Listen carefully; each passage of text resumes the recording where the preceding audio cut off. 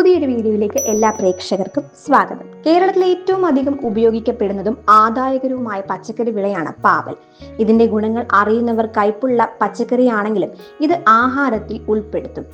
നനയ്ക്കുന്നതിനുള്ള സൗകര്യമുണ്ടെങ്കിൽ വർഷത്തിൽ ഏത് സമയവും പാവൽ കൃഷി ചെയ്യാവുന്നതാണ്. എന്നിരുന്നാലും ഏപ്രിൽ, മെയ്, ഓഗസ്റ്റ്, സെപ്റ്റംബർ മാസങ്ങളിൽ നടുന്നവയ്ക്കാണ് കൂടുതൽ വിളവ് ലഭിക്കുന്നത്. സാധാരണഗതിയിൽ കീടബാധ ഏറ്റവും അധികം പാവലിനെ ബാധിക്കുമെങ്കിലും ഈ സമയങ്ങളിൽ തുടങ്ങുന്ന പാവൽ കൃഷിയിൽ കീടരോഗശല്യവും താരതമ്യേന കുറവായിട്ടാണ് കാണുന്നത്. പാവൽ കൃഷിയിൽ ശ്രദ്ധിക്കേണ്ട കാര്യങ്ങൾ നടീൽ, പരിചരണം, വളപ്രയോഗം എന്നിവ എല്ലാം ഉൾക്കൊള്ളിച്ചുള്ളതാണ് ഈ വീഡിയോ. കൂടാതെ പാവൽ കൃഷി ചെയ്യുന്നവർക്ക് ചില ടിപ്സ് കൂടി ഉൾപ്പെടുത്തിയിട്ടുണ്ട്. നല്ല വെയിൽ കിട്ടുന്ന നീർവാർച്ചയുള്ള മണ്ണിലാണ് പാവൽ കൃഷി സാധ്യമാകുന്നത്. തടത്തിലോ കൂന കൂട്ടിയോ പാവൽ നടാം. വേനൽക്കാലത്ത് വൃത്താകൃതിയിൽ കുഴിയെടുത്ത് തടമുണ്ടാക്കി തൈകൾ നടാം. മഴക്കാലത്ത് മണ്ണ് കൂന കൂട്ടിയാണ് തൈകൾ നടേണ്ടത്. വേനൽക്കാലത്ത് രാവിലെയും വൈകുന്നേരവും വെള്ളം നനയ്ക്കാം. ജൈവവളമായി ബയോഗ്യാസ് സ്ലറി, പച്ചച്ചാണകം കലക്കിയത്, എല്ലുപൊടി എന്നിവ ഉപയോഗിക്കാം. ഗോമൂത്രം നേർപ്പിച്ച് ഒഴിക്കുന്നതും നല്ലതാണ്. ചാരം വളമായി നൽകിയാൽ പാവയ്ക്കയുടെ കയ്പ് കുറയുമെന്ന് പറയപ്പെടുന്നു. കറിക്കായം അല്ലെങ്കിൽ പാൽക്കായം വെള്ളത്തിൽ കലക്കി സ്പ്രേ ചെയ്താൽ പൂക്കളൊന്നും കൊഴിഞ്ഞു പോകില്ല.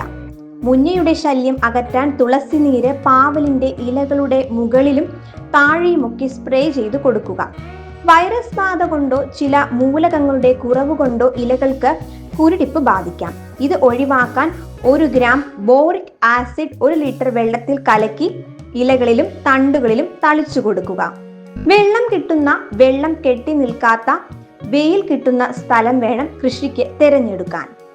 എല്ലാ കാലാവസ്ഥയിലും കൃഷി ചെയ്യാൻ പറ്റിയ സ്ഥലമായാൽ നന്ന്. ചാണകവും കമ്പോസ്റ്റും ചേർന്ന മിശ്രിതവും ഉപയോഗിക്കുന്നത് പാവൽ നന്നായി വളരുന്നതിന് വിളവ് വർദ്ധിക്കുന്നതിനും സഹായിക്കുന്നു. പച്ചക്കറി മാർക്കറ്റിൽ നിന്ന് നിങ്ങൾ മേടിക്കുന്ന മൂപ്പേറിയ പാവയ്ക്കയിൽ നിന്നുള്ള വിത്തുകൾ നിങ്ങൾക്ക് കൃഷിക്കായി ഉപയോഗിക്കാം. അല്ലെങ്കിൽ നിങ്ങൾക്ക് മുമ്പത്തെ വിളയിൽ നിന്നുള്ള വിത്തുകൾ ഉപയോഗിക്കാം. ഇനി അതുമല്ലെങ്കിൽ പ്രാദേശിക നഴ്സറിയിൽ നിന്ന് വിത്തുകൾ വാങ്ങാം. നടുന്നതിന് തലേ ദിവസം നനഞ്ഞ കോട്ടൺ തുണിയിലോ അല്ലെങ്കിൽ ടിഷ്യൂ പേപ്പറിലോ പൊതിഞ്ഞ ഈ വിത്ത് വെക്കുന്നത് പെട്ടെന്ന് മുള പൊട്ടുന്നതിന് സഹായിക്കുന്നുണ്ട്. അതുപോലെ കഴുകുമ്പോൾ വെള്ളത്തിൽ പൊങ്ങിക്കിടക്കുന്ന വിത്തുകൾ ഉണ്ടെങ്കിൽ അത് ഉപേക്ഷിക്കണം. താഴ്ന്നു കിടക്കുന്നവയെ ചാരം പുരട്ടി തണലത്തും പിന്നീട് ഇളം ചൂടുള്ള വെയിലത്തും ഉണക്കിയെടുക്കണം. 3 തരം ഇനങ്ങളിലാണ് പാവലുകൾ കണ്ടുവരുന്നത്. ഒന്നാമത്തേതാണ് പ്രിയ. നീണ്ട പച്ച നിറത്തിലുള്ള കായ്കളാണ് ഇതിൽ ഉണ്ടാവുക. കായുടെ അഗ്രഭാഗത്തിന് വെള്ള നിറമായിരിക്കും. അടുത്തത് പ്രിയങ്ക. വെളുത്ത വലിപ്പമുള്ളതും പരന്ന മുള്ളുകളുള്ളതുമായ കായ്കളാണ് ഇതിന്. മൂന്നാമത്തേത് പ്രീതി.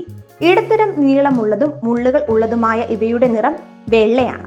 എല്ലുപൊടിയും ചാണകപ്പൊടിയും ഇട്ട് മണ്ണ് നല്ലതുപോലെ ഇളക്കി തയ്യാറാക്കി വെച്ചിരിക്കുന്ന മണ്ണിലേക്ക് 1/2 ഇഞ്ച് ആഴത്തിൽ ദ്വാരങ്ങൾ ഉണ്ടാക്കി വിത്തുകൾ അവയിലിടുക.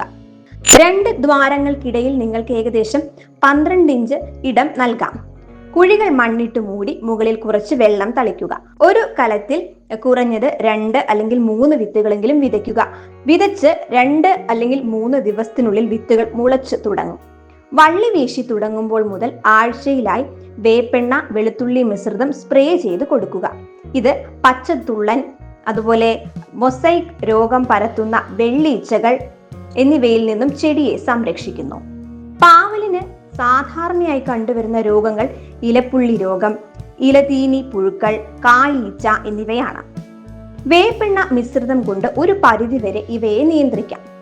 വേപ്പെണ്ണ വെളുത്തുള്ളി മിശ്രിതം തയ്യാറാക്കുന്നത് എങ്ങനെയാണെന്ന് കൂടി നമുക്ക് നോക്കാം. 80 മില്ലി വേപ്പെണ്ണയും 20 മില്ലി ആവണക്കെണ്ണയും നല്ലതുപോലെ മിക്സ് ചെയ്യുക.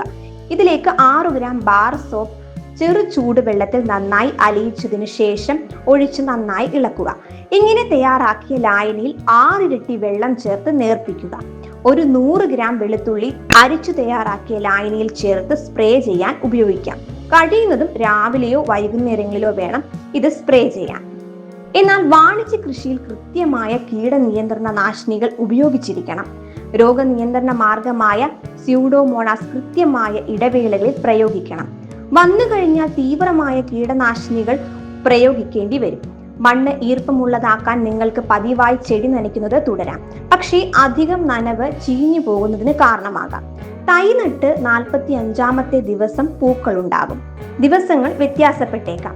ആദ്യം ഉണ്ടാകുന്ന പൂക്കൾ ആൺപൂക്കളായിരിക്കും. അവ കൊഴിഞ്ഞു പോകാൻ സാധ്യതയുണ്ട്. നിങ്ങളുടെ പാവൽ ചെടിയിൽ ധാരാളം പൂക്കൾ ഉണ്ടെങ്കിലും കായ്കളില്ലെങ്കിൽ അത് പരാഗണം നടക്കാത്തത് കൊണ്ടാകാം. വൈവിധ്യമാർന്ന പൂച്ചെടികൾ നട്ടുപിടിപ്പിച്ചുകൊണ്ട് തേനീച്ചകളെ പ്രോത്സാഹിപ്പിക്കാം.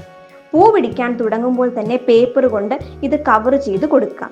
ഇത് കായീച്ചകളിൽ നിന്നും കായ്കളെ സംരക്ഷിക്കുന്നതിന് സഹായിക്കുന്നു.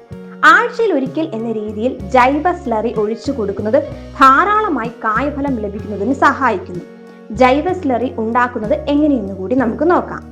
100 ഗ്രാം വീതം കപ്പലണ്ടി പിണ്ണാക്ക്, വേപ്പിൻ പിണ്ണാക്ക്, പച്ച ചാണകം 200 ഗ്രാം, എല്ലുപൊടി, 1 പിടി ചാരം എന്നിവ ഒരു ബക്കറ്റിൽ 10 ലിറ്റർ വെള്ളം ഒഴിച്ച് 4 മുതൽ 5 ദിവസം വരെ പുളിപ്പിക്കുവാൻ അനുവദിക്കുക. ദിവസവും ഇത് ഇളക്കി കൊടുക്കണം. ഇതിന്റെ തെളിവെള്ളം 4 ഇരട്ടി വെള്ളവും ചേർത്ത് ഒരു തടത്തിലും 1 ലിറ്റർ എന്ന തോതിൽ ആഴ്ചയിൽ 1 പ്രാവശ്യം ഒഴിച്ചു കൊടുക്കണം.